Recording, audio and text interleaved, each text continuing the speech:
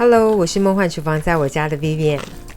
最近很多朋友希望我分享凤梨相关的食谱，那有什么问题？首推呢就是好吃的凤梨酥。首先要把凤梨酥的精髓凤梨馅料给做出来，顺便还可以一起学会凤梨果酱。把握重点细节，你也可以做出超级好吃的凤梨酥。凤梨馅的材料配方就请大家自行萤幕截图一下，详细文字食谱的连结我也会放在资讯栏当中，有需要的朋友请多加利用。我们先把去皮的凤梨切块，初步先切成大块状，等等要放在调理机当中，把凤梨打成略小的碎块状，也有人会用刨丝器把凤梨刨成细丝，但我觉得运用调理机比较快，比较方便。先切成大小一致的大块状，接着放入食物调理机当中。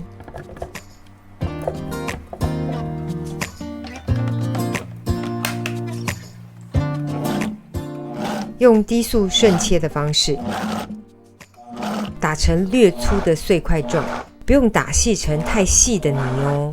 因为凤梨馅料是要保留一点口感的，大概打到这样子的碎块状就好。然后为了缩短整个炒酱的时间，我们先初步把多余的凤梨汁给滤出来。这个汁不用丢掉，直接拿来当果汁，超级好喝。跟 yogurt 打在一起就变成凤梨优酪乳，全家抢着喝，千万不要丢掉。如果不过滤出来这个多余的果汁也不是不可以哦，不过整个炒凤梨馅料的时间会拉长，而且过程容易喷溅，建议还是滤一下比较好。这个天然的凤梨果汁真的 super 赞，不骗你，真的好好喝。也可以做成冰块，然后打冰沙，很棒哦。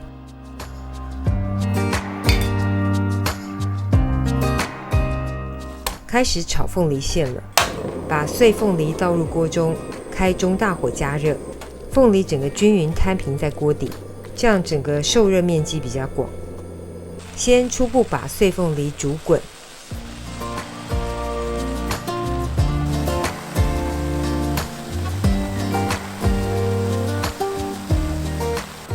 持续中大火翻炒，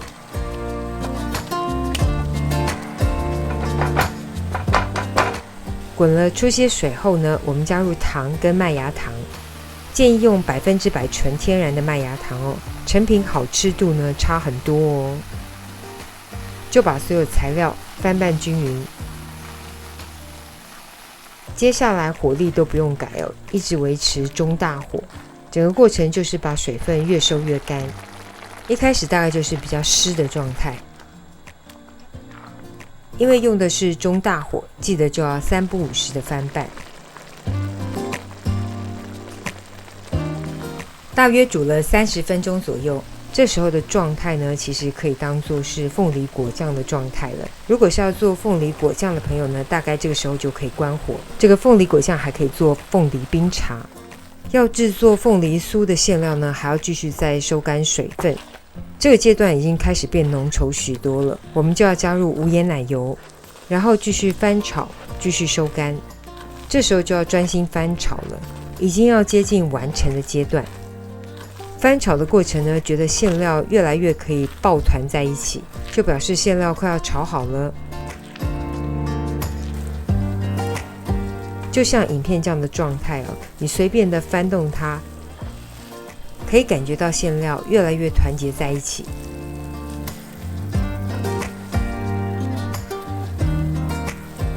大概就是影片这样的成团状态，凤梨馅就大功告成。现在还有热度，所以感觉馅料还蛮软的。放凉之后还会更黏更硬一点哦，所以记得也不要收干水分过头，否则馅料又会过硬。下一集再给大家示范凤梨酥的完整制作方法，我们下集见。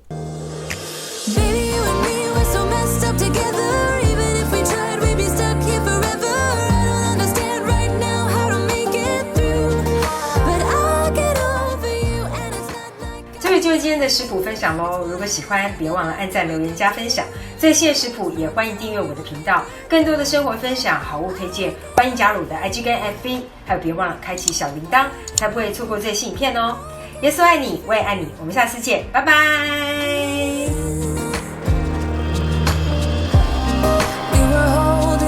To something that we both know couldn't work, so we should try to say goodbye.